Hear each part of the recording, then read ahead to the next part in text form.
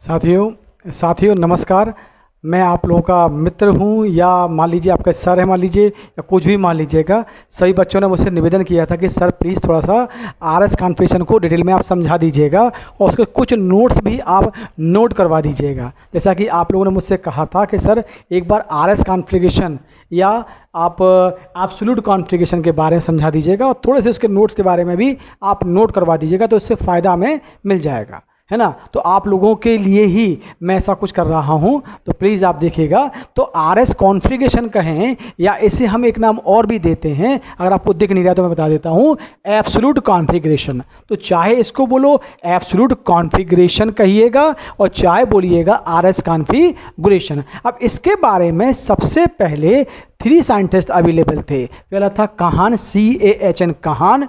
इनगोल्ड and प्रीलॉग ने इसकी research करके बताया कि जब भी कोई कार्बन से चारों ग्रुप अलग अलग लगे हुए होते, आई मीन से एसिमेट्रिक कार्बन एटम होता है। और एसिमेट्रिक का मतलब क्या होता है? जब भी किसी कार्बन से चारों ग्रुप अलग अलग लगे हुए होते हैं तो ऐसे कार्बन को हम एसिमेट्रिक कार्बन एटम कहते हैं। अगर थोड़ा सा मैं कॉमेडी करता हूं तो यहां बताता हूं आप लोगों को कि हिंदू, मुस्लिम, सिख, ईसाई, this is asymmetric carbon atom. तो ऐसे कार्बन को हम लोग बोल देंगे क्या? Asymmetric carbon atom. वैसे स्टार से हम शो करते हैं। अब मेरा स्टार अच्छा नहीं बनता है तो उसमें मैं कुछ नहीं कर सकता हूं, जो बन गया वो स्टार मान लीजिए इसको, तो स्टार। तो इस देखा है हमारा एसिमेट्रिक कार्बन एटम। तो जब भी किसी वन कार्बन से 4 डिफरेंट ग्रुप अटैच्ड होते हैं तो ऐसे कार्बन वाले कंपाउंड को हम एसिमेट्रिक कार्बन एटम कहते हैं और ये ऑप्टिकल एक्टिविटी को शो करता है। और ऐसे ऑप्टिकल आइसोमर को एक्सप्लेन करने के लिए हम DL कॉन्फ़िगरेशन का यूज नहीं करते हैं, डेक्स्ट्रो लैबोरेटरी का हम यूज ना करके आरएस कॉन्फ़िगरेशन का यूज करते हैं। और आरएस कॉन्फ़िगरेशन में भी इसके लिए हम सीक्वेंस रूल का यूज करते हैं। अब सर सीक्वेंस रूल होता क्या है? तो सीक्वेंस रूल बड़ा सिंपल तरीका है। तो सीक्वेंस रूल का मतलब होता है जिसका एटॉमिक नंबर ज़्यादा है उसे 1 दे दो, उससे कम वाले को नंबर 2 दे दो, उससे कम वाले को नंबर 3 एंड नंबर 4। जैसे मान लीजिए आप घर में 4 लोग हैं, तो दादा हैं, दादी हैं, पापा हैं, मम्मी हैं। तो सबसे ज़्यादा एटॉमिक किसका? वो दादाजी का, सबसे बड़े दादा। तो 1 नंबर, दादी नंबर 2, पापा नंबर 3, मम्मी नंबर 4 पे आ जाएंगी। तो मतलब एटम एज वाइज आपने एटम नंबर दे दिया, 1 2 3 4 का नंबर दे दिया। अब उस एसिमेट्रिक कार्बन एटम में जो सबसे बड़ा ग्रुप होता है उसे हम नंबर 1 देते हैं। बड़ा ग्रुप मतलब जिसका एटम नंबर ज़्यादा होगा उसे 1 दे देंगे, उससे कम वाले को नंबर 2 दे देंगे, उससे कम वाले को नंबर 3 दे देंगे, उससे कम वाले को नंबर 4 दे देंगे। और ये जो आरएस कॉन्फ़िगरेशन है वो लैटिन वर्ड से बना हुआ है। और लैटिन वर्ड में आर का मतलब होता है रेक्टस, और रेक्टस का मीन्स होता है लैटिन, LATI, लैटिन वर्ड से बना हुआ है। LATI लैटिन वर्ड से बना हुआ है और आर का मतलब होता है रेक्टस। और रेक्टस को लैटिन वर्ड्स के अगर उसको हम अपनी भाषा में चेंज करें तो right hand side, it means होता है क्लॉकवाइज। तो ऐसा ग्रुप जिसमें क्लॉकवाइज डायरेक्शन में एरो बनता है, ऐसे वाले में एरो बनता है, ऐसे एरो वाले सिस्टम के ऑप्टिकल आइसोमर को बोलते हैं आर कॉन्फ़िगरेशन सिस्टम वाला कंपाउंड कहते हैं। और ऐसे कंपाउंड जिसमें एस टाइप का बनता है, एस को लैटिन वर्ड में बोलते हैं सिनिस्टर। और सिनिस्टर का बीटा मीन्स होता है लेफ्ट हैंड साइड, मतलब एंटी क्लॉकवाइज। तो ये हो गया इसका R means rectus means clockwise और एस मतलब हुआ सिनिस्टर मतलब एंटी क्लॉकवाइज। अब हम आते हैं एटम नंबर के बेस पर। तो देख रहे हैं इस वाले कार्बन पर 4 डिफरेंट ग्रुप लगे हैं। एक का एटम नंबर है I53, Br का 35, Cl का 17 और F का 19। तो सबसे ज़्यादा एटम किसका? दादाजी। दादाजी मतलब I का है तो इसे नंबर हम 1 दे देंगे। उससे कम वाला कौन सा है? Br, तो उसको नंबर 2 35 होता है। उससे कम वाला नंबर कौन सा बेटा? Cl 17, तो इसको नंबर हम 3 दे देंगे। और सबसे कम एटॉमिक किसका होता है? F का, तो कितना उसको दे देंगे? 4 दे देंगे। तो आप देख रहे हैं कि हमने एटॉमिक नंबर के बेस पर उसको नंबर दे दिया 1 2 3 4। सर 4 ही क्यों, 5 क्यों नहीं है? अरे भाई कार्बन की वैलेंसी कितनी होती है? 4 होती है, तो 4 ही ग्रुप तो उस पर अटैच्ड होंगे। तो नंबर 1, नंबर 2, नंबर 3 और नंबर 4 एटम नंबर के बेस पर नंबर दे दिया। अब इस वाले में भी ये नंबर 1 हो जाएगा, ये नंबर 2 हो जाएगा, ये नंबर 3 हो जाएगा और ये नंबर 4 हो जाएगा। अब किसी भी कंपाउंड में अगर प्लेन में हम ग्रुप देखें तो किसी प्लेन में केवल 3 ग्रुप होते हैं, एक ऊपर है, एक यहाँ होगा, एक यहाँ होगा। अगर चाकू से काटेंगे तो 1 टाइम्स में 3 ग्रुप पड़ जाएंगे। मैं 3 ग्रुप हमेशा क्या होते हैं प्लेन में, और चौथा ग्रुप जो होता है वो अबव द प्लेन होता है या फिर बिलो द प्लेन होता है, या तो आगे लगा होता है या फिर पीछे लगा हुआ होता है, तो उसे हम काउंटिंग में नहीं लेते हैं। तो अगर below the plane above the plane group दिया गया होता तो उसे हम काउंटिंग में 1 साइड प्लेन में नहीं लेते हैं, तो हम ग्रुप 1, 2 और 3 को ही काउंट करेंगे। तो अगर हम 1, 2, 3 हाई प्योरिटी से लो प्योरिटी की ओर अगर आ रहे हैं, हम हाई से कहाँ आ रहे हैं, लो की ओर अगर आ रहे हैं, और अगर हमारा एरो क्लॉकवाइज बन रहा है, देखो 1 नंबर, 2 नंबर और 3 नंबर, कैसे बन रहा हमारा क्लॉकवाइज, एक गेम हो गया, 1 नंबर, 2 नंबर से 3 नंबर, सर जब ये 4 आ गया, नहीं बेटा, ये ग्रुप चौथा वाला ग्रुप होगा, वो अबव द प्लेन होगा या बिलो द प्लेन होगा, प्लेन में होगा ही नहीं वो ग्रुप होगा, है ना।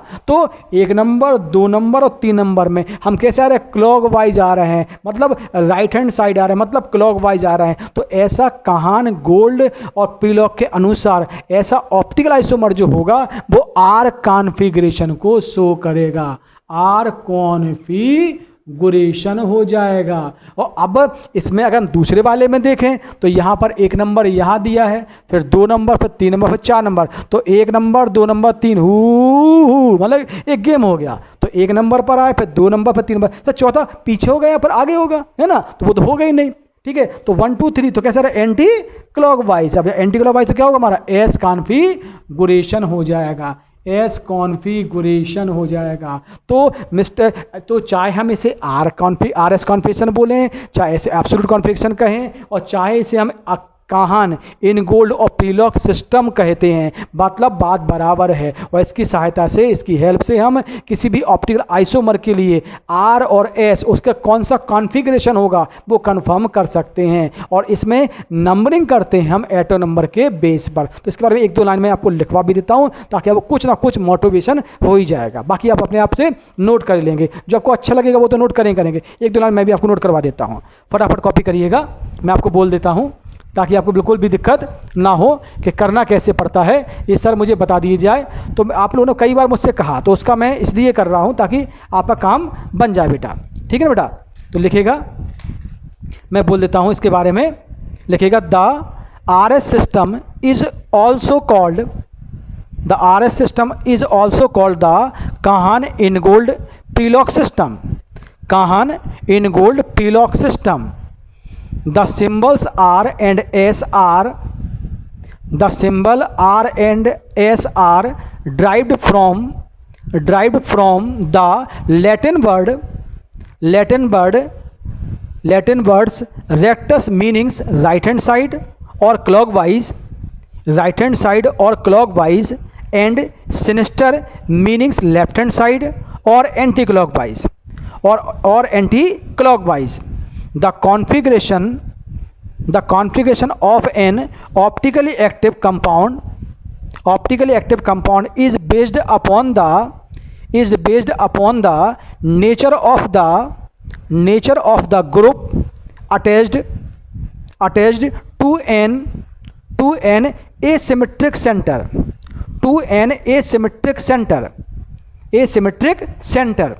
फिर change the line.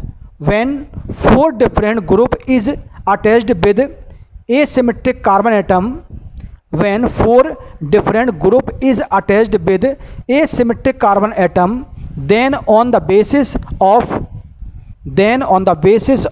their atomic number by numbering 1, 2, 3, 4, then on the basis of their atomic number by numbering 1, 2, 3, 4. तो इसमें आर मतलब रेक्टस, एस मतलब सिनिस्टर, और अगर क्लॉकवाइज आ रहे हैं तो हमारा हो जाएगा आर, और अगर एंटी क्लॉकवाइज आए तो एस हो जाएगा। तो ये आपके क्या था, आर एस कॉन्फ़िगरेशन के बारे में जानकारी थी जो मैंने आपको दिखा दी है। आप इसे नोट कर लीजिएगा, इससे कुछ रूल और भी हैं मैं आपको बताता हूँ, पहले इसको आप नोट कर लीजिएगा आराम से, जल्दबाजी बिल्कुल नहीं करना है, समझ के करना है, करते रहिएगा, नोट कर लीजिएगा। वैसे आपने नोट कर लिया होगा मैं जब बोल रहा था तभी। अब हम लोग देखेंगे केस फर्स्ट देखेंगे, माने क्या इसमें और भी कुछ सीक्वेंस रूल के केसेस हैं, तो इसमें कुछ हम केस और भी देखेंगे कि हम कैसे आइडेंटिफाई करें कि और भी एग्जाम्पल जो आने वाले हैं उसमें कैसे आर होगा और कैसे एस होगा। तो सबसे पहले हमने इसमें एक एग्जाम्पल लिख दिया जिससे आपको हम समझा भी देंगे और क्लियर भी कर देंगे। तो अगर हम देखें तो एन का एटॉमिक नंबर होता है 7, हम फर्स्ट एटम का एटॉमिक नंबर देखते हैं। अगर फर्स्ट का सेम है तो हम सेकंड एटम का देख लेंगे, अगर सेकंड सेम है तो हम थर्ड का देख लेंगे, थर्ड सेम है तो फोर्थ, मतलब जब तक डिफरेंस क्रिएट नहीं होगा तब तक हम देखते रहेंगे। कहने का हमारा मतलब ये है।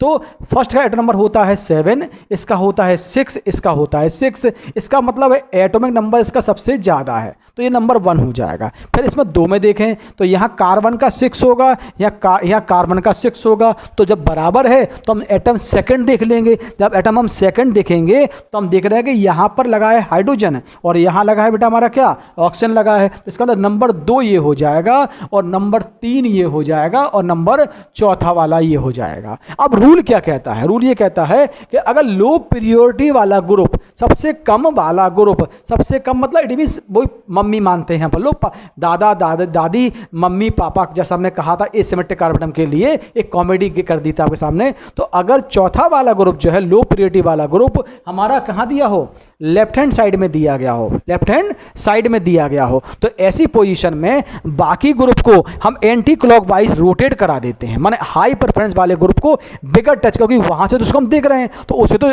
टच करना नहीं है, बाकी ग्रुप को हम एंटी क्लॉकवाइज रोटेट करवा देंगे। तो जब बाकी ग्रुप को हम एंटी क्लॉकवाइज रोटेट करेंगे तो ये जो हमारा पहला वाला ग्रुप होगा H, वो यहां से यहां शिफ्ट हो जाएगा, माने यहां आ जाएगा। तो 4 नंबर वाला ग्रुप कहां पर आ जाएगा हमारा, यहां आ जाएगा। फिर ये वाला ग्रुप जो था वो ऊपर चला जाएगा, तो ये कहां जाएगा हमारा, 2 नंबर वाला ग्रुप हमारा यहां जाएगा। फिर जो 3 नंबर वाला ग्रुप जो था वो यहां आना चाहिए था, लेकिन हाई प्रायोरिटी को टच नहीं करना है, हमें हाई को टच नहीं करना है, तो इसका मतलब वो ग्रुप वहीं बना रहेगा, तो वो नंबर 1 पे ही रहेगा, उसमें कोई भी चेंजिंग नहीं आएगी।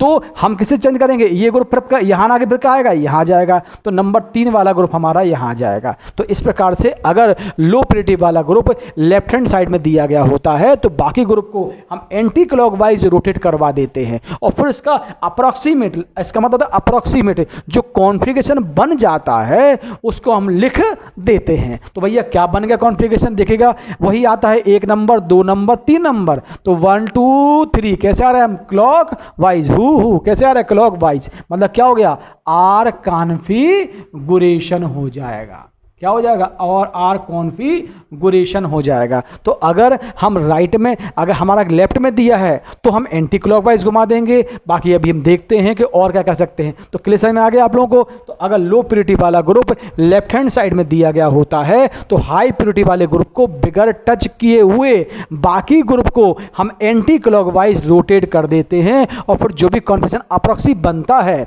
उसको हम वही पीरियोडिक माने वही एरो को लगा देते हैं, 1 2 3 के ऑर्डर में, ऑर्डर क्या एरो लगा देते हैं। अगर एरो हमारा क्लॉकवाइज बनेगा तो आर हो जाएगा और एंटी क्लॉकवाइज बनेगा तो एस हो जाएगा। तो इसके बारे में हम 1 2 लाइन आपको बोल देते हैं, फटाफट आप नोट कर लीजिएगा। अगर आपने एक बार कहा था कि सर नोट भी करवा दीजिएगा, लेकिन व्हेन द एटम और groups of lowest purity is on the left hand side without changing the position at the top comma rotate the molecule in the anti-clockwise direction, so that the atom or groups of lowest purity comes to the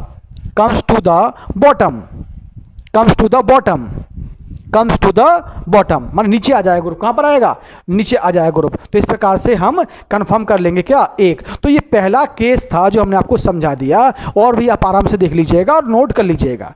फिर हम आपको एक case number 2 बताते हैं भैया आपको, है ना। और अगर हम इसका उल्टा भी बता दे रहे कि अगर ये ग्रुप यहां दिया होता लेफ्ट पे दिया है, अगर अब राइट पे ग्रुप दिया होता है तो राइट पर अगर हमारा ग्रुप दिया होता तो ऐसी पोजीशन में हम एरो को क्लॉकवाइज घुमा देते, फिर जो भी हाई प्योरिटी को बिगर टच करे हुए तो हमारा क्या आता, हमारा जो भी कन्फ्यूजन आता है वो उसको हम नोट कर लेते हैं। तो इसका भी हम एक एग्जाम्पल आपको समझा देते हैं। तो अभी आपने इसको नोट कर लिया होगा, देख लीजिएगा, कंप्लीट कर लीजिएगा, मैं आगे बताता हूँ फिर आपको। तो देखिएगा आप लोगों को हम केस दूसरा जो भी समझा रहे थे वो आपको हम एक बार समझाए थे, नोट तो अपने आप ही कर लोगे, उसकी ट्रांसलेट भी आराम से अपने आप कर ही लोगे आप लोग, है ना, क्योंकि बस समझाना भर है। बस जो हमने अभी बताया था केस फर्स्ट उसका जस्ट अपोजिट हो जाएगा केस सेकंड। तो हम लोग देखते हैं कि कंडीशन क्या है। तो हम देख रहे हैं कि यहाँ पर ऑक्सीजन का नंबर होगा 8, इसका होगा 6, इसका होगा 6, तो हाई एटॉमिक नंबर किसका है, ऑक्सीजन का है। इट मीन्स OH ग्रुप में वाले को हम नंबर 1 दे देंगे। फिर हम नंबर सेकंड देखेंगे तो सेकंड यहाँ कार्बन है, यहाँ भी कार्बन है, यहाँ हाइड्रोजन है और यहाँ ऑक्सीजन है, तो इसको हम नंबर 2 दे देंगे और इसे हम नंबर 3 दे देंगे और इस वाले को नंबर हम 4 दे देंगे। तो वही बात अब इसमें भी आ गई है कि अगर लो प्योरिटी वाला ग्रुप राइट हैंड साइड में दिया गया है, कहाँ पर दिया गया है, अभी था लेफ्ट वाले में, अब कहाँ पर आ गए बेटा, राइट। बिल्कुल जल्दबाजी नहीं करना है, राइट में अगर दिया होता है मतलब हाई प्योरिटी वाला ग्रुप अगर राइट साइड में दिया गया है तो ऐसी स्थिति में हाई प्योरिटी वाले ग्रुप को बिगर टच करे हुए, जैसा कि अभी लैंग्वेज दिखाया था उसी लैंग्वेज को आप थोड़ा सा चेंज करके लिख लीजिएगा ना। तो हाई प्योरिटी वाले ग्रुप को बिगर टच करे हुए बाकी ग्रुप को हम अभी घुमाया था हमने एंटी क्लॉकवाइज, आप क्या कर देंगे, इसको हम क्लॉकवाइज कर देंगे। तो जो लो प्योरिटी वाला ग्रुप होगा वो बॉटम में आ जाएगा, नीचे आ जाएगा। कैसे सर, इसको घुमाया तो ये कहाँ पर, एच कहाँ पर आएगा, यहाँ आ जाएगा, तो 4 नंबर नीचे आ जाएगा। ठीक है, ये 3 नंबर वाला ग्रुप था वो ऊपर चला जाएगा, तो ये 3 नंबर वाला आ जाएगा। 1 नंबर को तो चेंज करना ही नहीं है बेचारे को, क्योंकि वो तो हाई प्योरिटी वाला ग्रुप है, उसको तो कभी चेंज करना ही, क्योंकि वहीं से हम उसको देख रहे हैं, वॉच कर रहे हैं। तो बाकी ग्रुप तो चेंज होगी लेकिन उसके अकॉर्डिंग और कोई चेंज नहीं होगा। अब ये वाला ग्रुप जो है वो यहाँ आना चाहिए था लेकिन उसको चेंज करना नहीं है, तो ये वाला ग्रुप कहाँ पर आएगा, इस तरफ आ जाएगा। तो ये नंबर कितना हो जाएगा, 2 नंबर हो जाएगा। तो हमने क्या किया कि अगर ग्रुप राइट साइड में दिया गया है लो प्योरिटी वाला ग्रुप तो बाकी ग्रुप को हम क्लॉकवाइज रोटेट कर देंगे। जब हम क्लॉकवाइज को रोटेट कर देंगे तो ऐसी पोजीशन में क्या हो जाएगा, ऐसी पोजीशन में हो क्या जाएगा कि हमारा कुछ ऐसा डायग्राम बन जाएगा अप्रॉक्सी। इट मीन्स क्या होता है, अप्रॉक्सी डायग्राम ऐसा बन जाएगा। और अब वही रूल तो वही है, 1 2 3 की ओर जाइएगा, ओके। अबव द प्लेन या बिलो द प्लेन होता 14 ग्रुप, तो हमें नंबर 1 2 3 को देखना है, काउंट करना होगा। 3 ही होते ग्रुप इसमें प्लेन में होते हैं, तो 1 2 3 के ऑर्डर में जाएंगे तो 1 2 3 ये आ गए। अब कैसे आ रहा है, हम क्लॉक वाइज आ रहा है। और क्लॉक वाइज का मतलब ही क्या होता है, rectus, it means Latin words, और इसका मीन्स होता है राइट हैंड साइड या क्लॉक वाइज। इसका मतलब ये क्या हो गया, आर कॉन्फ़िगरेशन, CONFUGATI और कॉन्फ़िगरेशन। तो क्या हो गया, आर कॉन्फ़िगरेशन। तो रूल नंबर 2 हो गया, इसका मतलब आर कॉन्फ़िगरेशन हो गया। अगर लेफ्ट में लगा है तो राइट में जाएंगे, राइट में है तो लेफ्ट में जाना है, ये तो आपको समझ में आ गया होगा। अगर लेफ्ट में ग्रुप लगा है तो एंटी क्लॉकवाइज, अगर राइट में लगा है तो क्लॉकवाइज रोटेट करेंगे, जो बन जाएगा वो लिख देंगे। और ये दोनों ग्रुप कैसे थे, प्लेन में थे, या तो लेफ्ट में थे या फिर राइट में थे। अब इसका केस नंबर 3 आने वाला है, तो जो आपको हम एग्जांपल अभी बताते हैं आप लोगों को, ये से कॉपी कर लीजिएगा, देख लीजिएगा। और जो थ्योरी है उसका बस जस्ट अपोजिट कर दीजिए, जो भी अभी आपको नोट करवाई ना उसका जस्ट अपोजिट हो जाएगा, है ना। तो उसे आप कॉपी आराम से कर लेंगे, कहीं कोई दिक्कत होने वाली आपको नहीं है। ठीक है बेटा, ओके, कॉपी करिएगा।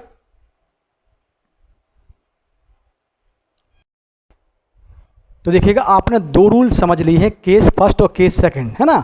अपना अब रूल हम नंबर 3 समझने का प्रयास करते हैं। अभी ग्रुप था प्लेन में, लेफ्ट में, कहीं राइट में। अगर लेफ्ट में है तो you know very well, right में तो यू नो वेरी वेल, आपको अच्छी तरह समझ में आ चुका है। अब नंबर 3 रूल देखें अगर हम इसमें कि वो ना राइट में हो ना लेफ्ट में हो, अबव द प्लेन हो या बिलो द प्लेन हो। अब अबव द प्लेन का मतलब कैसे होता है, कैसे सर कंफर्म करें कि अबव द प्लेन है बिलो द प्लेन है। तो एक साइंटिस्ट का नेम आता है flying wedge, flying FLYING flying, और WEDG वेज। तो एक फ्लाइंग वेज एक साइंटिस्ट थे, उन्होंने बताया कि किसी भी कंपाउंड की स्टीरियोकेमिस्ट्री को हम 3 डायमेंशनली एक्सप्लेन कर सकते हैं। तो किसी भी कंपाउंड की स्टीरियोकेमिस्ट्री को 3 डायमेंशनली हम फिजिकली भी एक्सप्लेन कर सकते हैं फ्लाइंग वेज के फार्मूले की हेल्प से। अब फ्लाइंग तो साइंटिस्ट नेम है, बेस का मतलब क्या होता है, तो अगर हम बेस को हिंदी में बोलें तो मेरा जहाँ तक आइडिया है इसे बोलते हैं फन, और फन का मतलब होता है जैसे नाग का फन होता है ना, फन वन साइड क्या होता है, चौड़ा होता है, ऐसा बड़ा होता है, और नीचे क्या होता है, पतला होता जाता है। तो ऐसा कुछ डायग्राम बनेगा, दिस इज फ्लाइंग वेज। तो वेज का मतलब क्या हो, फन। ये दो तरह के होते हैं, डार्क वेज और लाइट वेज। तो अगर डार्क वेज से मतलब इस तरह के वेज से कोई ग्रुप जुड़ा हुआ होता है तो इसका मतलब है अबव द प्लेन होता है और आउटसाइड होता है, माने ग्रुप जो होता है वो ऊपर की ओर लगा होता है और बाहर की ओर लगा हुआ होता है। तो अगर कोई कंपाउंड में राइट डार्क वेज लगा हुआ है ना, डार्क वेज लगा हुआ है, तो ऐसे में जो ग्रुप अटैच्ड होगा वो आउटसाइड होगा और अबव द प्लेन होगा, माने बाहर की ओर होगा और ऊपर की ओर ग्रुप होगा। और अगर डॉटेड वेज से अटैच्ड है, वेज माने वही आगे चौड़ा पीछे पतला है ना, वेज फ्लाइंग वेज कॉन्सेप्ट, तो आगे चौड़ा पीछे पतला होगा। अगर लाइट वेज से अटैच्ड है या लाइन वेज से अटैच्ड है तो ऐसा ग्रुप क्या होगा, बिलो द प्लेन होगा, बिलो द प्लेन होगा और बैक साइड में होगा, मतलब पीछे होगा और नीचे होगा ग्रुप, तो पीछे और नीचे होगा। तो फ्लाइंग बेस ने स्टीरियोकेमिस्ट्री को थ्री डायमेंशनली एक्सप्लेन करने के लिए बेस का ये कॉन्सेप्ट दिया। वेज का मतलब होता फन, और फन आपको मालूम है जैसा कि मैंने कॉमेडी करके बता दिया कि आगे से क्या है थोड़ा बड़ा है, नीचे से क्या है छोटा बना हुआ है। तो दिस इज फ्लाइंग वेज, ये अबव द प्लेन है और ये क्या है बिलो द प्लेन है, जो अबव साइड है और ये क्या है बैक साइड में, ये इन साइड है, जो ऊपर की ओर है और ये नीचे की ओर ग्रुप लगा हुआ है। अब इसमें बात आती है वही आरएस कॉन्फ़िगरेशन की। तो अभी तो था प्लेन में ग्रुप, अब या तो अबव द प्लेन है या फिर बिलो द प्लेन लगा हुआ है। तो अब हम अगर हाई प्रियोरिटी वाले ग्रुप को देखें, बहुत सी बुकों में लो प्रियोरिटी के अकॉर्डिंग दिया है, आप चाहे लो के अकॉर्डिंग बोल दीजिएगा और चाहे हाई के अकॉर्डिंग बोल दीजिएगा, बात में कोई चेंज आने वाला नहीं है, रूल है जो एक्सप्लेन करना है मुझे समझने के लिए। तो हमने देखा कि इसमें हाई प्रियोरिटी वाला ग्रुप कहाँ लगा हुआ है भाई, ओ का एटॉमिक होता है 8 होता है, सी का 6 होता है, सी का 6 होता है, छोड़ो इसको, ओ का 8 होता है, तो नंबर 1 तो ये हो गया हमारा। नंबर 2 क्या हो जाएगा, ये कार्बन है, ये भी कार्बन है, ये हाइड्रोजन है, ये ऑक्सीजन है, तो ये नंबर 2 हो जाएगा। और बेटा ये क्या होगा, नंबर 3 हो जाएगा और ये नंबर 4 हो जाएगा। अब रूल ये क्या कहता है, तो रूल ये कहता है कि अगर हाई प्रियोरिटी वाला ग्रुप, जैसा कि मैं समझता हूं और बुक्स में अलग अलग नोटेड होगा, बट मेरे अकॉर्डिंग मैं जैसा भी ट्रिक लगाता हूं वो मैं आपको बता रहा हूं। तो यदि कोई हाई प्रियोरिटी वाला ग्रुप, अधिक वाला ग्रुप जिसका टर्म ज़्यादा होता है, वो अबव द प्लेन दिया गया होता है, डार्क बेस से जुड़ा हुआ ग्रुप होता है, तो जो भी कॉन्फ़िगरेशन आता है उस हम एज इट नोट कर लेते हैं, वही उस कंपाउंड का कॉन्फ़िगरेशन हो जाएगा, उसमें कोई भी चेंजिंग हम नहीं करेंगे। तो अगर हाई प्रियोरिटी वाला ग्रुप, बड़ा वाला ग्रुप जो है, नंबर 1 वाला ग्रुप जो है वो अबव द प्लेन दिया गया होता है, तो जो भी कॉन्फ़िगरेशन आता है उसे हम नोट कर लेते हैं। तो रूल नंबर 3 है, इसे हम थोड़ा सा 1-2 लाइन नोट कर लें तो बहुत अच्छा लगेगा आप लोगों के लिए भी, तो प्लीज कॉपी करिएगा। मैं बोल देता हूं, if high preference group is present, if high preference group is present above the plane comma, then we write that configuration only which we have obtained, then we write that configuration only which we have obtained। तो जो भी configuration हमारा आ जाएगा उसे हम वैसा ही note कर लेंगे अगर कोई अबव द प्लेन ग्रुप दिया गया होता है, ठीक है ना। यदि कोई अबव द प्लेन ग्रुप दिया गया है तो जो भी कॉन्फ़िगरेशन आएगा उसको हम वैसा ही नोट कर लेते हैं। तो कॉन्फ़िगरेशन बन क्या रहा है हम देखें तो 1 नंबर, 2 नंबर, 3 नंबर कैसे आए, मतलब कैसे आ रहा है, एंटी क्लॉकवाइज। और अगर हम घड़ी कैसे चलती है, ऐसे आगे बढ़ती है, जो ऐसे जा रहा है मतलब एंटी क्लॉकवाइज। अगर एंटी क्लॉकवाइज आ रहे हैं तो इसे बोलेंगे हम क्या, एस कॉन्फ़िगरेशन। जल्दी बिल्कुल नहीं करना है, हमें समझना है कायदे से। ये क्या होगा हमारा एस कॉन्फ़िगरेशन, कैसे आया, 1 number, 2 number, 3 number, anti clockwise, घड़ी के उल्टा चल रहा है, घड़ी चलती है ऐसे चल रहा है, इट मीन्स एंटी क्लॉकवाइज। और एंटी क्लॉकवाइज का मतलब क्या, सिनिस्टर, मतलब left hand side, it means क्या है, एस कॉन्फ़िगरेशन। तो ये बढ़िया सा एग्जाम्पल हो गया एस कॉन्फ़िगरेशन। कैसे आप कॉपी कर लीजिएगा तसल्ली से, आराम से, जल्दबाजी बिल्कुल नहीं करना है। समझ में आपको आ गया होगा, तो ऐसा आगे बढ़ते हैं हम लोग और भी। हाँ बेटा, अब हम रूल नंबर 4 को अगर हम देखेंगे तो रूल नंबर 4 में हमारा क्या है कि यदि कोई ग्रुप यदि हाई प्योरिटी वाला ग्रुप, मैं हाई के अकॉर्डिंग ही लेके चल रहा हूँ, लो के अकॉर्डिंग लेके नहीं चल रहा हूँ, बुक्स में अलग अलग दिया हुआ, मैं पहले भी कह चुका हूँ, तो मेरा रूल जो है वो राइट है एक्चुअली, ठीक है ना। तो यदि हाई प्योरिटी वाला ग्रुप जो बिलो द प्लेन दिया गया, बिलो द प्लेन मतलब लाइन से अटैच्ड हो या लाइट बेस से अटैच्ड ग्रुप हो, तो इसका मतलब लाइट बेस से अटैच्ड है, तो क्या हो जाएगा। अब सर आपने लो हाई प्योरिटी वाले ग्रुप को लो क्यों बोला, क्योंकि देखो बेटा इसका अगर काउंटिंग करें तो ये नंबर 1 हो जाएगा, ये नंबर 2 हो जाएगा, ये नंबर 3 हो जाएगा और ये नंबर 4 हो जाएगा। तो अगर लो प्योरिटी वाला ग्रुप जो है, कम वाला ग्रुप जो है, जो हाई प्योरिटी वाला ग्रुप जो है, मैं गलत बोल गया, हाई प्योरिटी वाला जो ग्रुप आपका है वो कहाँ पर दिया है, बिलो द प्लेन दिया गया है। अगर बिलो द प्लेन दिया हो, अगर हाई प्योरिटी वाला ग्रुप बिलो द प्लेन दिया गया होता तो उसको ऊपर लाना होता है, तो ऊपर लाना पड़ता है। इसका मतलब है हम डायरेक्ट सीधा सिस्टम ही समझ लें तो हेडेक खत्म हो जाए हमारे लिए। तो अगर हाई प्योरिटी वाला ग्रुप अगर बिलो द प्लेन दिया गया होता है तो जो भी कॉन्फ़िगरेशन आता है उसका अपोजिट हम नोट कर लेते हैं। तो अगर हमारा आर आएगा तो हम एस लिख देंगे और एस आएगा तो आर लिख देंगे। सर ऐसा क्यों कर रहे हैं, क्योंकि जब इसका मिरर बनाएंगे और जो हाई प्योरिटी वाले ग्रुप को हम ऊपर लाएंगे, माने अपने आइस के सामने ग्रुप को लाएंगे, तो ऐसी स्थिति में क्या, इसको पलटना पड़ेगा, और पलटना मतलब अपोजिट करना पड़ेगा। तो मैं ट्रिक्स ही बना दी सीधा कि अगर हाई प्योरिटी वाला ग्रुप बिलो द प्लेन दिया गया होता है तो ऐसी पोजीशन में कुछ मत करो, केवल आप जो कॉन्फ़िगरेशन आता है उसका उल्टा लिख दीजिएगा। अगर आर आ रहा है तो एस कर दो, एस आ रहा है तो आर कर दीजिएगा, आपके लिए हेडेक खत्म हो जाएगी। तो देखिएगा, आपने अगर गौर से देखें तो ये नंबर 1 हो जाएगा, ये नंबर 2 हो जाएगा, नंबर 3। तो इसमें अगर इसके अकॉर्डिंग एरो बनाएंगे तो हमारा ये बन रहा है, इसका मतलब ये क्या बन रहा है, क्लॉक वाइज बन रहा है। एरो कैसे बन रहा है, क्लॉक वाइज। तो हमने बताया कि अगर हाई प्रेफरेंस वाला ग्रुप बिलो द प्लेन दिया गया होता है तो ऐसी स्थिति में कोई भी चेंज नहीं करना, सीधा आपको आर का एस करना है नोट और एस का आर नोट कर लेना है। तो चूंकि ये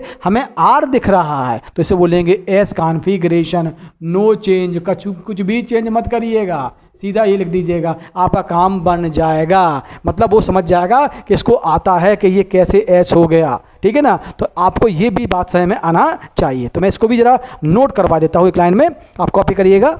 if high preference group is present, if high preference group is present below the plane, then we got the configuration, right opposite configuration in obtained them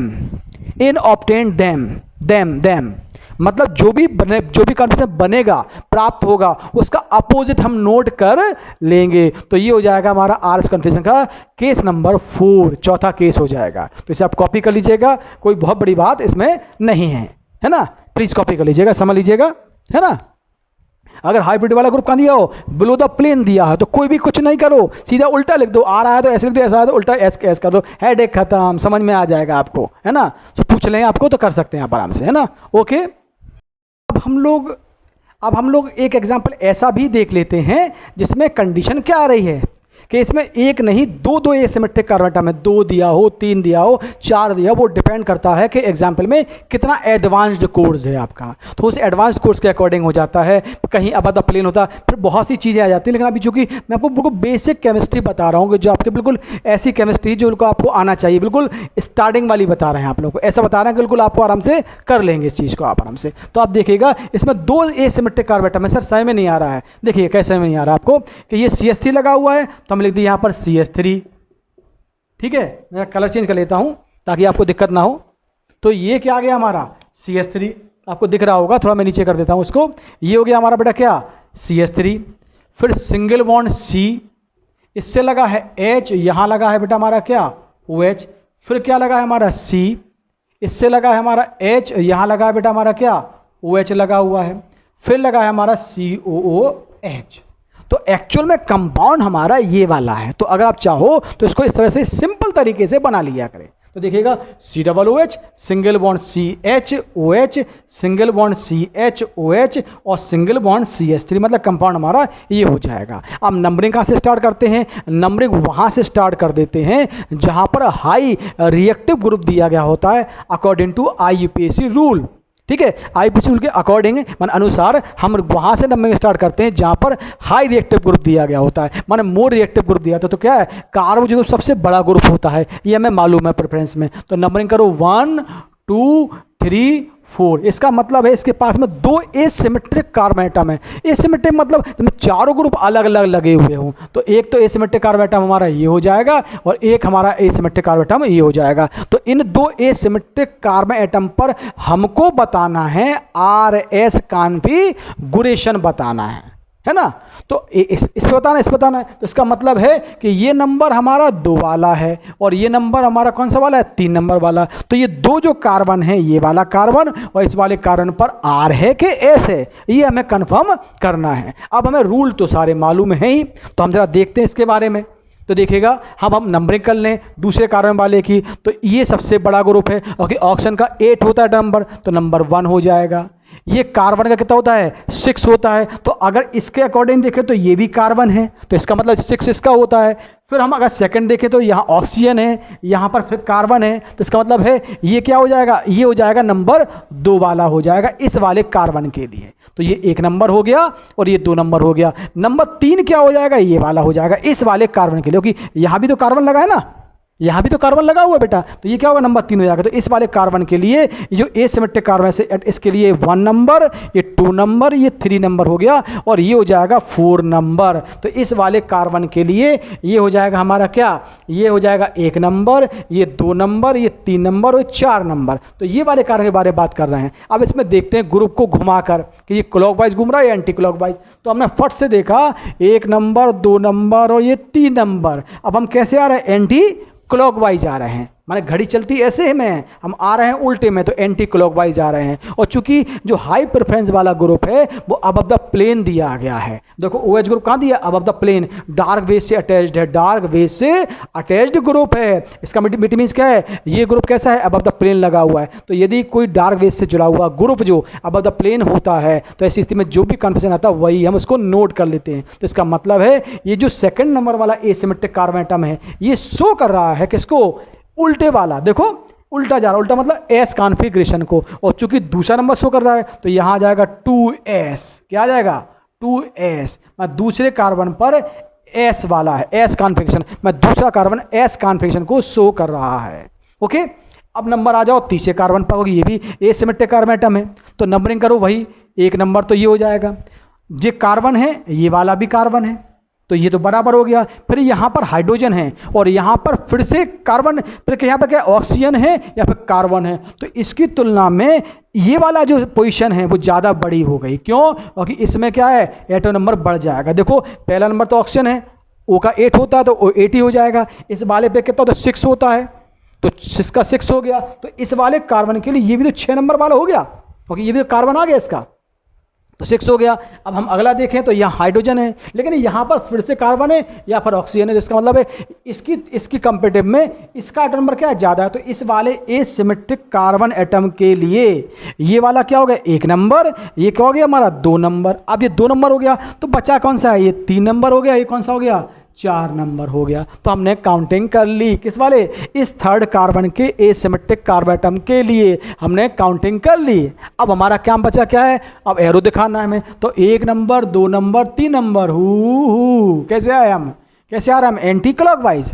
कैसे रहे हम, एंटी क्लॉकवाइज। लेकिन एक रूल यहाँ और भी फॉलो करना है कि यदि कोई हाई प्योरिटी वाला ग्रुप बिलो द प्लेन दिया गया होता है, बिलो द प्लेन दिया गया होता है, तो ऐसी पोजीशन में कोई चेंज में नहीं करो, सीधा जो कॉन्फ़िगरेशन आया उसका उल्टा लिख दीजिएगा, खैर खत्म। तो जो भी कॉन्फ़िगरेशन आ रहा है, क्योंकि इसको अबव द प्लेन में कन्वर्ट करोगे, अरे काय को करो यार कन्वर्ट यार, सीधी बात है क्या है, अगर आर आ रहा तो एस कर दीजिए, एस आ रहा तो क्या कर आर कर दीजिएगा। तो देखो ये कहाँ पर आ रहा है हमारा, ये कैसे आ रहा है, एंटी क्लॉकवाइज, माने एस आ रहा है, नंबर 3 वाला कार्बन। और चूंकि ये बिलो द प्लेन दिया है तो कैसा हो जाएगा, एस आ रहा है तो क्या लिख देंगे आर, तो ये क्या हो जाएगा 2s और क्या होगा 3r, 3r हो जाएगा। तो दूसरा कार्बन एस कॉन्फ़िगरेशन को शो करेगा जो एसिमेट्रिक कार्बन एटम होगा, और तीसरा कार्बन जो होगा वो किसको शो करेगा, आर कॉन्फ़िगरेशन को शो करेगा। तो अगर इस एग्जाम्पल को हम प्रूफ किया हमने, तो ये अगर 2s3r हो जाएगा, 2s3r हो जाएगा। तो बहुत ही सिंपल है।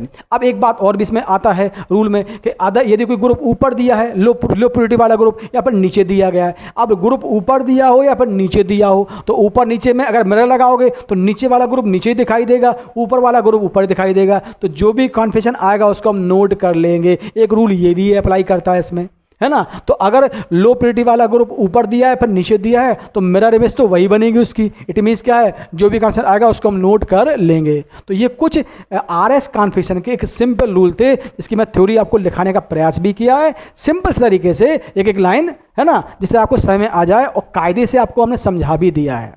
साथियों, अगर आपको अच्छा लगता है तो मेरा भी मतलब मोटिवेशन हो जाता है कि मुझे लगता है कि और लेक्चर बनाएं आप लोगों के लिए ताकि आपका काम बन जाए इस कोरोना के काल में। और अगर आपको अच्छा नहीं लगता है तो आप बताइएगा, तो मुझे कोई दिक्कत नहीं है, मैं आगे प्रयास ना करूं, वो बात अलग बात है कि उनके लिए मैं कुछ, देखो सब तो नहीं मानते हैं, सबको मनाएंगे हम, सब नहीं मानेंगे, कुछ लोग अच्छा भी कहेंगे कुछ लोग खराब भी कहेंगे, सब प्रकार का बंदा होता है। लेकिन मैक्सिमम बच्चे क्या चाहते हैं, क्या अच्छा चाहते हैं, तो हम और आगे अच्छे अच्छे लेक्चर बना कर रखेंगे। और मैंने लैंग्वेज इतनी सिंपल बोली हुई है कि जैसे लग रहा है जैसे आपसे हम बिल्कुल फैमिलियर हैं, जुड़े हुए हैं। और आपको अच्छा लगा तो प्लीज़ सब्सक्राइब भी करिएगा और लाइक भी करिएगा। ये तो सब लोग कहते हैं तो मुझे भी कहने में कोई बुराई नहीं है। और मैं एक बार फिर से कहता हूँ, तो जिंदा है तो जिंदगी की जीत पर यकीन कर। माने आज जो गम है सुख है चलेगा, तो जिंदा है तो जिंदगी की जीत पर यकीन कर। अगर स्वर्ग कहीं है स्वर्ग तो उतार ला जमीन पर। ये हमने नहीं कहा, किसी ना किसी ने तो कहा है, उसकी 2 लाइन हमने भी आपके सामने बोल दी हैं। तो अच्छा लगा हो तो बताइएगा और प्लीज़ मैं आगे करता रहूँगा प्रयास, चाहे आप मुझे यस बोलें चाहे मुझे आप नो बोलें, बट मैं करूँगा। मेरा फ़र्ज़ है कि मुझे जो भी कुछ आता है, जितना भी कम से कम आता है, 00 आता है लेकिन कुछ तो आता है, उसको मैं आप तक जरूर पहुँचाऊँगा। क्योंकि उन बच्चों का मुझे देखना है जिनको कुछ नहीं आता है, उन्हें कुछ तो आने लगेगा, है ना। तो thank you very much, bye bye, Radhe Radhe, thank you very much.